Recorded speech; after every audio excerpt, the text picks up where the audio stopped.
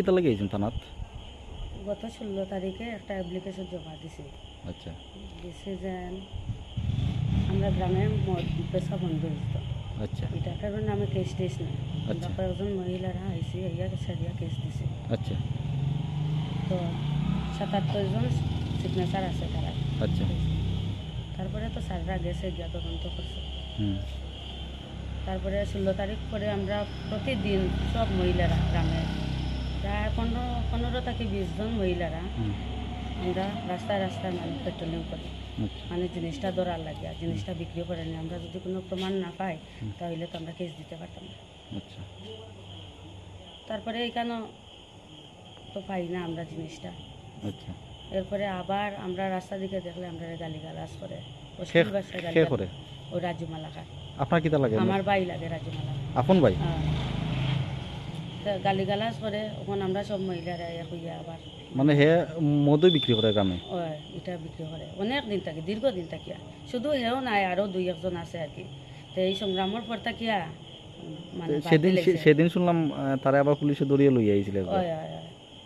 আমরা উপরে মানে অত্যাচার করছে লাগিয়া, গালিগালাজ করছে, ঝগড়া করছে। তার বউয়ে মানে কয়েকজন মহিলার উপরে জুতা দিয়ে মারপিট করছে।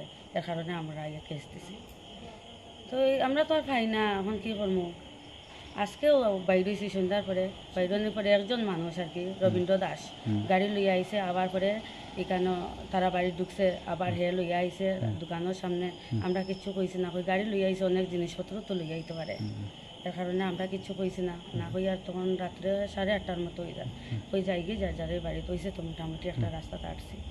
তখন ওদিক থেকে আমার বাড়ির পাশেও আর কি রিপন মালাকার সম্পর্কিত আমার পাশের বাড়ি আমার দেওয়ার লাগে আর কি। তো সেইখানে থ্রুভাবে আটিয়া আর কি। তখন আমার দিদি, তারপরে ও মামি তারা জিজ্ঞাসা, আমিও জিজ্ঞাসা তুই কই যেতে। হে আমরা দেখে বই পাই গেছে। পাওয়ার পরে কইছে যেতাম রাজু মালাকারের বাড়ি।